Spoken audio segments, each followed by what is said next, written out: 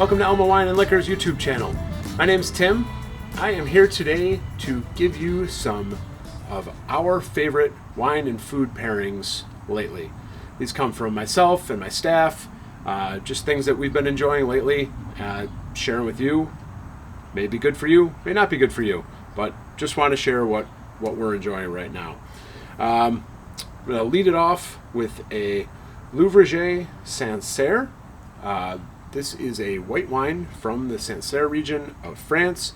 Sancerre is almost always Sauvignon Blanc grapes, but it will have a different profile than a lot of the New Zealand Sauvignon Blancs that are much more common right now. A little bit softer, a little bit less grapefruity citrus, a little more lemongrass, and because of that, we've been pairing this with a chicken Caesar salad. That nice, vibrant acidity from the Sancerre, but without that citrus element. That lemongrassy adds some flavor and depth to the chicken Caesar, especially that put a little anchovy in your Caesar dressing as well. It'll balance out the saltiness with the lemon and the acidity. Great pairing, fun way to start a dinner, Caesar salad and a Sancerre. Next up, we have Selbach-Oster Riesling. This is from the Mosel region in Germany, which is super well known for the Rieslings. Germany in general, but particularly the Mosel region. Just wide variety, great Rieslings. And Rieslings can vary. There's some very sweet ones, there's some very dry ones, which makes it kind of an interesting grape. You don't see that a lot with a lot of other grapes going from sweet to dry. But this Riesling is a touch on the sweeter side, not super sweet, and like a lot of other Rieslings in that category, it goes really well with spicy Asian food. So Kung Pao chicken, Indian food, but particularly that little bit of spice to it. I know some people love it with Thai food as well. Just those spicy Asian flavors, just something about them goes really well with that Riesling. A little bit off dry, semi-sweet Riesling. Complements each other really, really nicely. So give that a try if you haven't, whether it's the Selbach-Oster or another Riesling that you have. Our next pairing is a delicious wine from California, Terra de Oro Petite Syrah. This is from Amador County, California, a little bit lesser known region of California. It's not your Napa and Sonomas that most people are common with. Petite Syrah, as the name might imply, is a very small, petite grape, but it packs a really big flavor. Really intense, rich juice.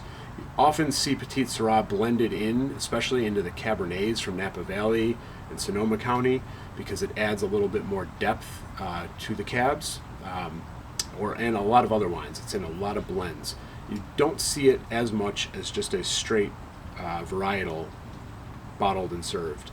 But this goes really well with some marinated flank steak. Just kind of balances out that meat flavor, that rich, hearty, earthy flavors of the wine will go nice with that rich flavor of the fat and the juices from the flank steak. Kind of really good, everyday meat and potatoes with a nice, big, rich Petite Syrah. You may be used to Cabernets or more Merlots with your steak, but give this Petite Syrah a try next time you're doing a little bit of a grilled flank steak. All right, next up, we are going to France with some champagne. Perrier-Jouët champagne, to be specific. Remember, to be called champagne, it does have to come from a very specific region in France. So it's not just a sparkling wine, but this is a true champagne. One of the things that I have been loving with some bubbles, especially with champagne, is some bacon-wrapped shrimp.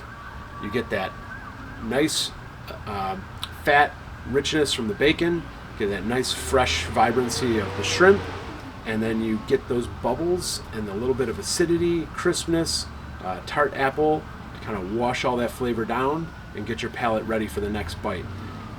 Bubbles really go with a lot of food. It's an incredible wine that is underutilized. It's not just for toasting on New Year's Eve at midnight, but it does really well with food, especially with that slightly fatty and fresh bacon-wrapped shrimp. Last up, finishing off with some dessert, we have our cinnamon ruby port, which goes really well after dinner. Some people serve it as an aperitif chilled, which before dinner drink, but most people, including myself, enjoy a nice port after dinner. Just kind of adds some weight, some body, a nice thick texture, and a little bit of extra kick of alcohol to help settle your stomach after all that food. Ruby port is a brighter version of port versus a tawny, which is a little bit heartier and earthier. So this will be a nice bright, fruity port, and it goes extremely well with some nice chocolate mousse. Get a rich chocolate dessert after dinner. Sip on your cinnamon port, and really enjoy that nice combination to finish the meal and relax at the end of the evening. So that's our tasting pairing lineup for today. Really hope you enjoyed some of these. Would love to know if you've ever had any of those specific pairings or ever tried something different with any of these wines that you'd like to share with us. Please leave it in the comments below, or let us know what other wines you'd like to know what to pair your foods with, or what other foods you'd like a wine to pair with. Something we really enjoy talking about in our store, and I'm happy to share that on YouTube as well. If you like this video, please hit that subscribe button, share it with a friend, and make sure you like it. Thanks for watching. Cheers.